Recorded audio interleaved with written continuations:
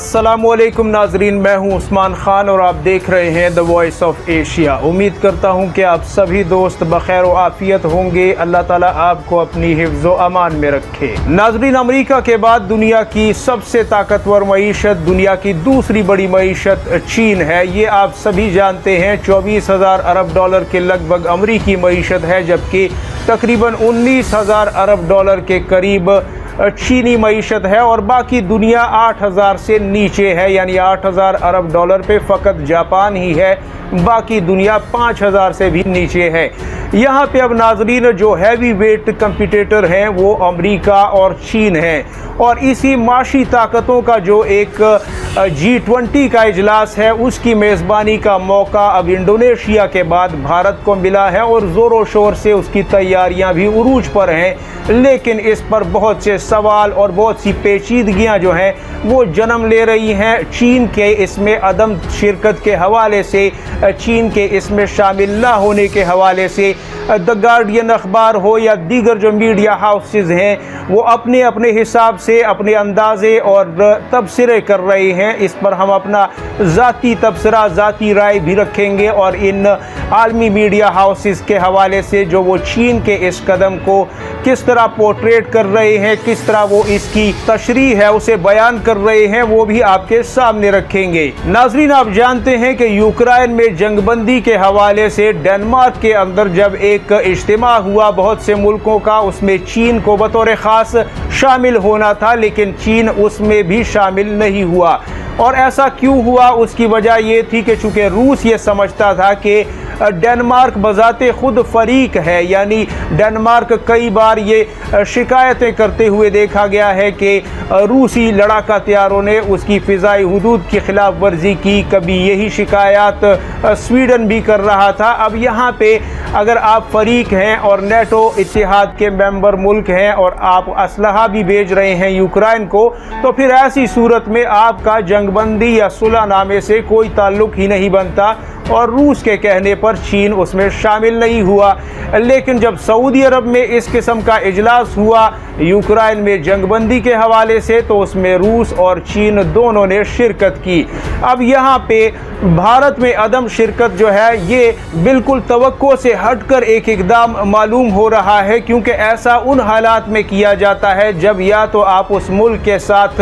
बिल्कुल ही ताल्लुकात मुनक़ता करके बैठे हों, या आप उसके साथ हालत जंग में हो, या फिर मुस्तकबिल करीब या बईद में उसके साथ कोई बड़ा मार्का लड़ने जा रहे हों, को बहुत बड़ा एडवेंचर आपने बाकी रखा हो उस मुल्क के साथ, इसलिए आप इस किस्म के इजलास से बाइकॉट करते हैं। जैसा कि इसराइल के बहुत से इजलास से बहुत से मुसलमान ममालिक बाइकॉट करते हैं। अब यहाँ पे नाजरीन जो दो बड़ी वजूहात समझ में आती हैं उस पर रोशनी डालते हैं, और आप भी कमेंट सेक्शन में इस हवाले से अपनी कीमती राय ज़रूर दीजिएगा। नाजरीन, सबसे पहली वजह तो ये है कि अमेरिका जब से नैन्सी पेलोसी का विज़िट हुआ है ताइवान में, उस विज़िट के बाद चीन ने तमाम तर राब्ते, तमाम तर सिफारती राब्ते, तमाम तर कारोबारी राब्ते और आलमी ताउन जो है वो भी मुनक़ता कर रखा है, और राब्ते मुनक़ता हो चुके हैं, टेलीफोनिक राब्ते भी नहीं है। अब इस हवाले से अमेरिका एक अरसे से कोशिशों में मसरूफ़ है कि चीन के साथ किसी तरीके से दोबारा राब्ते बहाल हों, ताल्लुकात बहाल हों। चीन की यह खामोशी मुनासिब नहीं है, ये तरीक़ाकार ठीक नहीं है, ये मुतकब्बिराना और जारिहाना अंदाज़ किसी सूरत मुनासिब नहीं है। ये अमेरिका का मौक़िफ़ है, और इसके लिए सिंगापुर में आसियान कॉन्फ्रेंस हुई तो पेंटागन के चीफ लॉयड ऑस्टिन ने वहाँ पर भी मुलाकात की, बहुत सारी कोशिशें की, लेकिन चीनी जनरल ज़ाओ जो कि वज़ीर दिफा है उन्होंने वहाँ पर मिलने से इनकार कर दिया और वो कोशिश भी नाकाम गई। जबकि इसके अलावा अक़वाम मुत्तहिदा के इजलासों में जो उसके बाद के सेशंस होते हैं उसमें भी चीन ने मुलाकात से इनकार किया, जबकि कई एक कॉन्फ्रेंसेस में, कई एक सेमिनार्स में, कई एक जगहों पर चीनी हुक्काम ने साफ तौर पर इनकार किया और यहाँ तक कि CIA चीफ को खुफिया तौर पर चीन भेजा गया और राब्ते बहाल करने की एक अलग ही कोशिश की गई, लेकिन उस पर भी चीन ने राब्ते बहाल नहीं किए और ये मौक़िफ़ अपनाया कि जब ताइवान में आप हमारे सामने खड़े हैं और ताइवान को मुसल्ला कर रहे हैं और ताइवान के लिए चीन के मफादात पर ज़रब लगाने के लिए तैयार हैं, तो फिर ऐसी सूरत में हमारा बातचीत करने का कोई भी फ़ायदा नहीं है और ना ही इसके कोई समरात सामने आ सकते हैं। जब ज़रूरत होगी हम अमेरिका से बातचीत भी करेंगे, राब्ते भी बहाल करेंगे, लेकिन फ़िलहाल चीन को इसकी ज़रूरत नहीं है।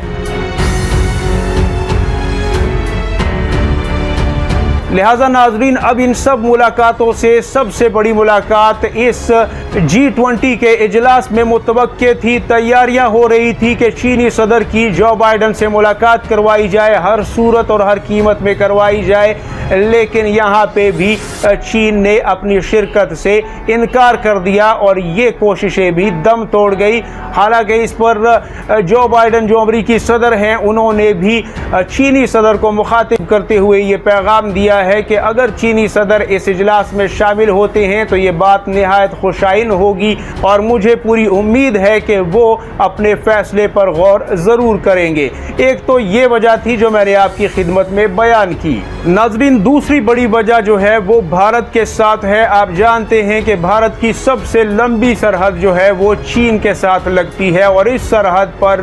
भारत और चीन के दरमियान कई एक तनाज़ात हैं, यानी इक्का दुक्का तनाज़ा नहीं, बल्कि चाहे वो लेह लद्दाख का इलाका हो, चाहे वो उत्तराखंड हो, चाहे वो इसके अलावा हिमाचल प्रदेश हो, अरुणाचल प्रदेश हो, सिक्किम हो, इन तमाम तर इलाकों में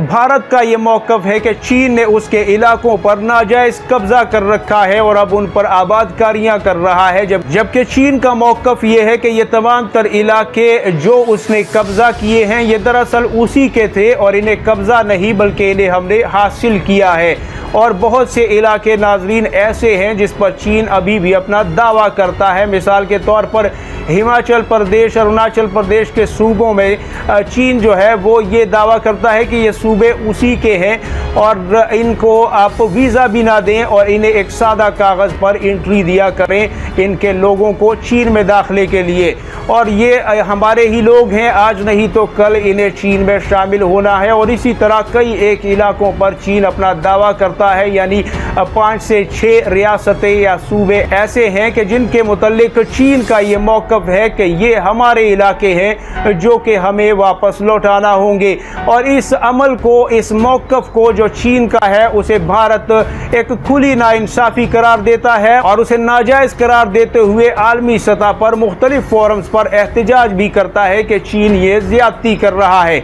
लिहाजा इस हवाले से भी अब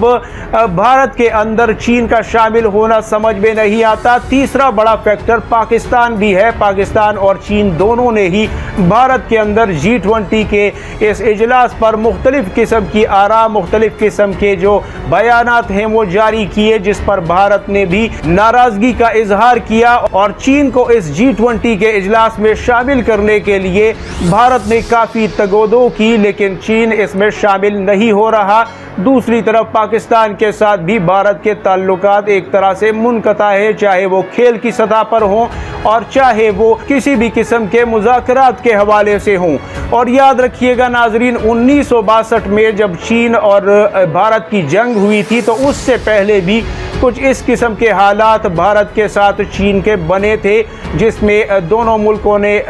सफ़ीरों को भी भेज दिया था अपने अपने मुल्कों में वापस, उन्हें मुल्क बदर किया था और एक दूसरे के मुल्कों का दौरा करने से भी इनकार किया था। ख़ास तौर पर चीन ने इनकार किया था और उसके कुछ ही अरसे बाद 1962 में चीन ने हमला किया था भारत पर। मतलब ये जो मामलात हैं इसे माहिरीन मुख्तलिफ तनाजुर में देखते हैं। हो सकता है आप इससे इत्तिफाक करें या आप इसके अलावा कोई राय रखते हैं तो कमेंट सेक्शन में ज़रूर बताइएगा। नाजरीन, जिन दोस्तों ने हमारे चैनल को सब्सक्राइब नहीं किया उनसे गुजारिश है कि हमारे चैनल को ज़रूर सब्सक्राइब करें, वीडियो को लाइक और शेयर करें और आपसे मुलाकात होती है अगली वीडियो में। अल्लाह हाफिज़। नासिर पाकिस्तान जिंदाबाद, उम्मत मुस्लिमा पाइंदाबाद।